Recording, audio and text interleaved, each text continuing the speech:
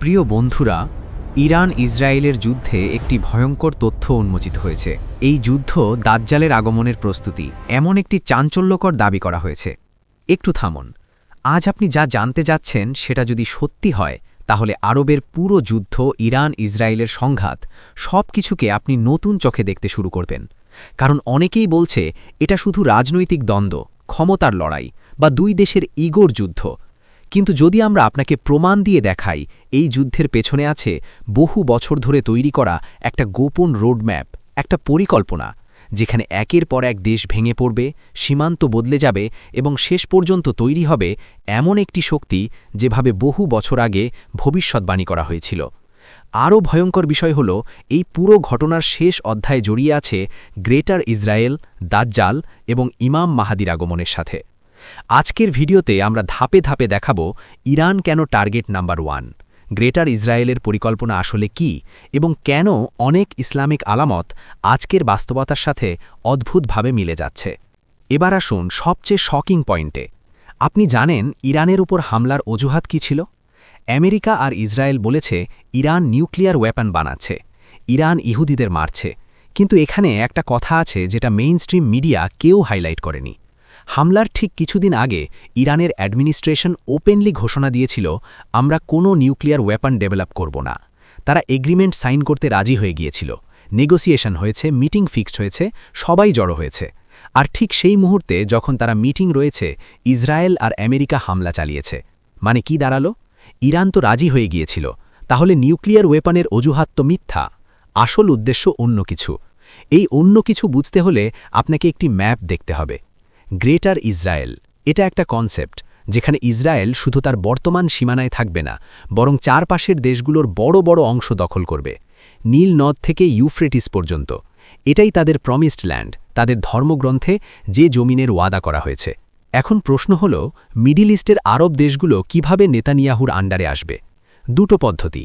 এক, সরাসরি দখল করা, যেমন গাজায় করা হচ্ছে, বোমা বর্ষণ করে হামাসকে শেষ করে ওয়েস্ট ব্যাংক কন্ট্রোলে নিয়ে।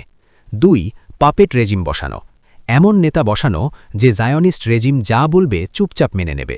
কিন্তু এখানে একটা বড় সমস্যা ছিল, ইরান। ইরান ছিল অ্যাক্সিস অফ রেজিস্ট্যান্সের সবচেয়ে বড় লিডার। ফিলিস্তিনের মানুষ, ইয়েমেনের হুতি, হিজবুল্লাহ, ইরাক ও সিরিয়ার মিলিশিয়া গ্রুপ সবাই ইরানের সাপোর্টে ছিল। ইরান ফান্ড করত তাদের। কেউ কেউ বলে ইরান শুধু শিয়া ডমিন্যান্স চাইত, কিন্তু অন্তত ফিলিস্তিনের জন্য কেউ তো কিছু করেছিল। আর এখানেই ইরানকে ভাঙতে হয়েছে। এই লিডারকে সরাও, তাহলে বাকি পুরো মিডল ইস্ট ওপেন হয়ে যাবে। এখন একটু পেছনে ফিরে তাকান। গত 30 বছরে কি হয়েছে মিডল ইস্টে? আফগানিস্তান 2001 থেকে আজ পর্যন্ত তছনছ। ইরাক 2003-এ সাদ্দামকে সরানো হলো, আজও অস্থির, কেউ জানে না তার প্রাইম মিনিস্টার কে। লিবিয়া 2011-তে গাদ্দাফিকে হটানো হলো, তারপর দেশ ধ্বংস। সিরিয়া 2011-তে যুদ্ধ চলছে, নেতা পালিয়ে গেছে, শিয়া সুন্নির লড়াই, দেশ শেষ। লেবানন সরকার অস্থির। জর্ডান, মিশর, ইউএই, সৌদি আরব, এদের নেতারা চুপচাপ তামাশা দেখছে। আর এখন ইরান শেষ মিলিটারি ব্যারিয়ার, বর্ডার মুছে যাচ্ছে একের পর এক দেশের। আর এখানে একটা চমকপ্রদ কানেকশন আছে যেটা বেশিরভাগ মানুষ মিস করে যাচ্ছে। এই গ্রেটার ইসরায়েল কার জন্য তৈরি হচ্ছে? জায়নিস্টদের ধর্মগ্রন্থ তালমুদ আর তোরা অনুযায়ী এই টেরিটরি তাদের মাসিহার আগমনের জন্য প্রস্তুত করা হচ্ছে। যখন তাদের মাসিহা কিং হিসেবে আসবে, সিংহাসনে বসবে, তখন এই পুরো এলাকা তার রাজত্ব হবে।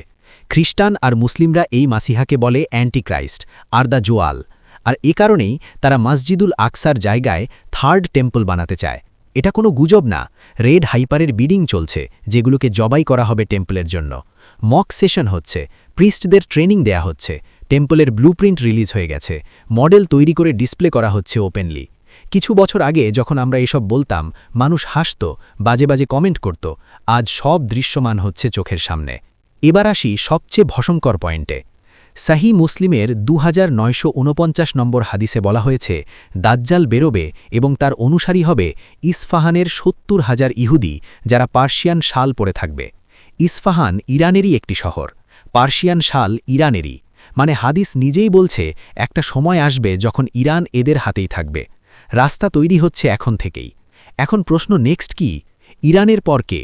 আর অ্যানালিসিস বলছে পাকিস্তান। পাকিস্তান একমাত্র মুসলিম নিউক্লিয়ার পাওয়ার, আর এটাকে নিউট্রালাইজ করার দরকার। আর আপনি দেখুন পাকিস্তানে যেদিন থেকে নিউক্লিয়ার ডিক্লেয়ার হয়েছে সেদিন থেকে তাবাহি লেগে আছে। সরকার ডোমিনোজের মতো পড়ছে একটার পর একটা। ইমরান খান যে ভোকাল ছিল তাকে জেলে ভরা হয়েছে। পাপেট নেতারা বসে আছে। ইরানে হামলার আগেই দেখুন কিভাবে পাকিস্তান আফগানিস্তানকে একে অপরের সাথে ঝগড়া লাগিয়ে দেয়া হয়েছে, যাতে ইরানের সাপোর্টে কেউ না আসতে পারে। এরপর তুরস্ক, ন্যাটোর শেষ মুসলিম পাওয়ার। এরদোগান বয়স্ক হয়ে যাচ্ছেন, ইকোনমি দুর্বল, শুধু স্টেটমেন্টের মধ্যে সীমাবদ্ধ। আমেরিকার তরফ থেকে ইতিমধ্যে বলা হয়ে গেছে ইরানের পর আমাদের জন্য নেক্সট হলো তুরস্ক, মানে ওপেনলি ধমক দেয়া হচ্ছে। এবার ফাইনাল পয়েন্ট, ইমাম মাহাদির আগমন। হাদিসে কিছু আলামত বলা হয়েছে যেগুলো আজকের দুনিয়ার সাথে হুবহু মিলে যাচ্ছে।